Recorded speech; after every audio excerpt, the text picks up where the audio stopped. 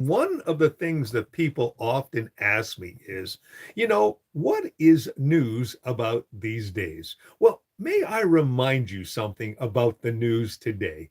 I was involved with the broadcast industry for many, many years. In fact, I started in broadcasting back in 1975. Ooh, that's quite a while ago. And back when I was taking broadcasting, we were taught by some very reputable news broadcasters. We had one fellow whose name was Daryl Jantz, and at the time, he was the news anchor for CFCN in Calgary. And he always said that a news anchor read the news and did not, of course, interject their opinion. Well, these days, of course, that is not the case. And especially when it came to talk radio. Often what happened is you'd have these news shows where, the talk type of radio show where people would phone in or text and give their opinion. Well, often they would mirror the opinion of the person who was hosting the show. And so many times it became more of a propaganda or thought of that person, and people, of course, not necessarily disagreeing, but agreeing with that person. Well, today, of course, many of the news anchors and people who are in the news not just report the news, but they also give their opinion in the news. For example, you have Fox News in the States, which is these days echoing whatever it is that the administration in the United States is bringing forth. And that is what's happening, of course, not only at Fox News, but at CNN and other major news outlets. The same with a lot of the newspapers that are happening as well these days. So the question is, of course, is someone in the media, are they actually, in the business of reporting news, or are they actually manufacturing, basically propaganda? And that is, of course, for us to decide. It is more important that the public understand the difference. And I know that it's very, very important because when I was involved, especially in the last 13 and a half years, where I was given the responsibility of reporting the news, I would just read the news without giving my opinion because my job was to report the news. My job was to read the news, not to interject my particular opinion. Because the simple fact is, a good news anchor and a good reporter says, here's the facts. Now you decide whether you believe them or not, whether you like them or not. That's your decision. Because when you have someone who is giving their opinion on the news, they're actually insulting your intelligence and your ability to be able to know the facts. Because so often what happens, especially when it comes to reporting and news anchors and talk show hosts these days, they want you to follow their narrative, their perspective. And so what they do is they often manipulate the facts and the truth. They say, okay, here's the facts and here's the news. A perfect example of that, of course, was the two slings in Minnesota. Even before the news was out and everything was out on what was going on, you had the White House, of course, giving their perspective. And now you see a few weeks later that everybody in the White House is backpedaling because people have seen the videos. They can make the judgment for themselves. And so what's happening is the truth is starting to come out.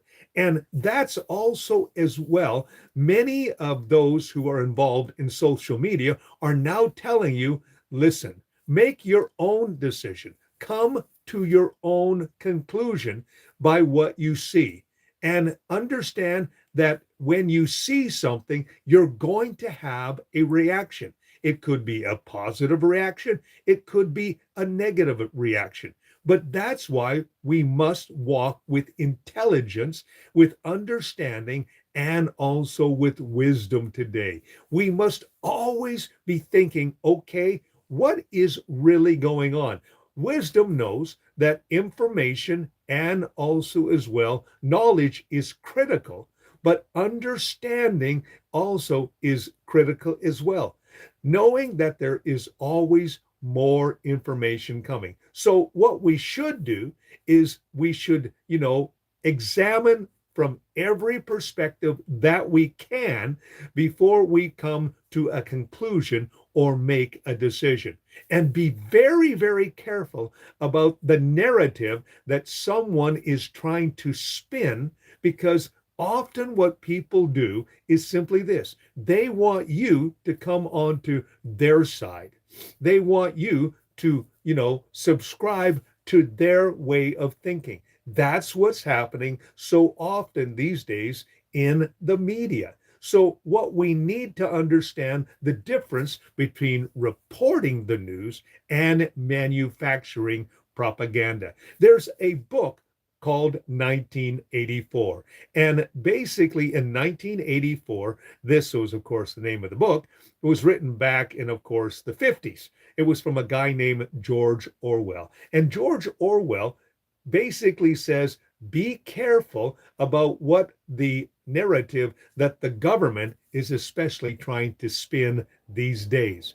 We, of course, have in different countries around the world leaders who want the people to believe what they are saying, whether it's truthful or not. We've seen a lot of that, especially these days. And whether it is a major news network, and I've discovered something in my country of Canada. We have three major news networks, and each one of them reports according to their political biases. I've discovered that.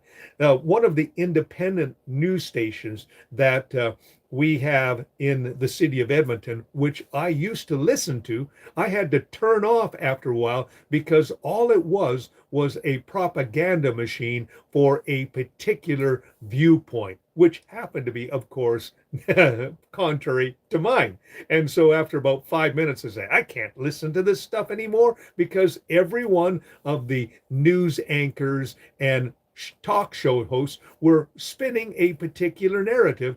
And I basically, I would listen to that radio station because of the sports that was on there. But right after the sports would often come these talk shows, and then all of a sudden they would start talking about something and spinning the narrative on their particular view.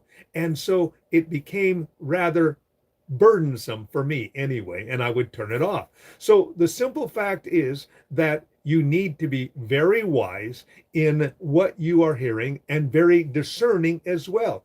We've seen, of course, in Minnesota, the results of government propaganda and right-wing politics being given a narrative that may not be absolutely true. So what you and I need to do today is walk with wisdom and discernment.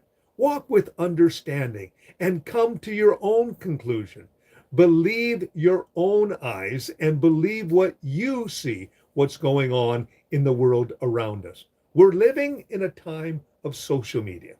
We're living in a time where there are many different narratives and many different opinions. Some may be absolutely true, and some may be absolutely false. It just depends on the direction of where that social media platform is going, and also as well the narrative of those who are involved in it, of course, will be their perspective. And another thing to recognize is that many of the platforms have an algorithm, and the algorithm will see what you are watching and then will tailor that algorithm to give you more information along that perspective. So it's absolutely important that you understand that as well. I've discovered that, for example, on TikTok and on Instagram and on other social media platforms where I often go for some of my information, as well, of course, as YouTube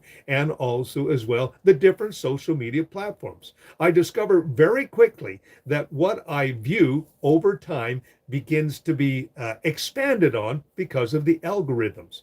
So the simple fact is, remember that as well. So walk wisely today when it comes to social media. And also, as well, recognize that social media can also give false news or fake news as well. So often, when I come across something that doesn't sound quite right, you know what I'll do? I will go and check it out for myself. And often I've discovered that it's not true. For example, they've had over the last few years, they've had poor old Sylvester Stallone either get divorced or die on several occasions. And I'm thinking, that doesn't sound quite right. So I go and check it out and find out, he isn't dead and he hasn't, divorced his wife or his wife hasn't divorced him and things along that lines. And you discover that over and over again. So it's also wise to understand, that which is truthful news and that which is fake news as well, because it's constant being, put forward in different platforms. So be very wise and discerning and understand that if the people in the media cannot decide if they're in the business of reporting news or propaganding or manufacturing, you need to understand the difference and choose the news sources accordingly. That's what I'm getting across today. Because when I first started off in the broadcast industry, we were told as news anchors and also as media people, we are called to report the news. We're not told to manufacture the news. And we're not to bow down to also politicians and different, large titans in the news business. We're supposed to be unbiased. That hasn't happened in the last few decades. So be very wise in, of course, what you listen to, who you listen to, and also the biases that are involved because often they come out. So be aware of what you're doing on social media. And let me give you one more piece of advice, okay? And it's simply this: when you are doing creation in the social media realm, be very careful what you say, what you do, and what you write. You know why? Because sooner or later, someone's going to come across it. And if you have ranted and you have raved and you've been negative on social media about people, about different situations, you know what's going to happen? Someone's going to see it, maybe a prospective employer. And also remember that in certain situations, when you cross the border, especially in the United States, they are going to check your phone and they're going to check your social media. A perfect example of that was a French scientist was on his way to a United States conference, and the border security agent said, I want to see your social media. Now, he had, as a foreigner going into the United States, he had to give over his phone. And that's when they found out that he had said some negative things about the president of the United States. And because of those comments, he was turned away and had to travel back to France because he disagreed with the political climate in, of course, the United States. So remember that as well. So be very careful what you do on social media and the particular thing that you project. It is very wise to do that today. Because remember, what you say on social media is, of course, there as long as social media is, of course, about. So these are just simple thoughts that I have for you today. My name is Robert Dean Steele. If you like what you've been seeing and hearing, I always encourage you to press the like button and subscribe to my YouTube channel. Also, as well, check out my daily YouTube shorts. There are, under 1 minute little snapshots, vignettes, little nuggets of truth that you may find helpful today. My name is Robert Dean Steele. You have yourself a great and godly day. And remember, not everybody on social media is looking out for your best interests.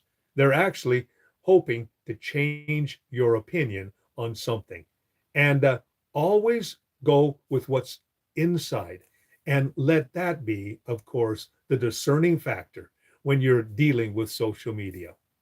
Have yourself a great and godly day.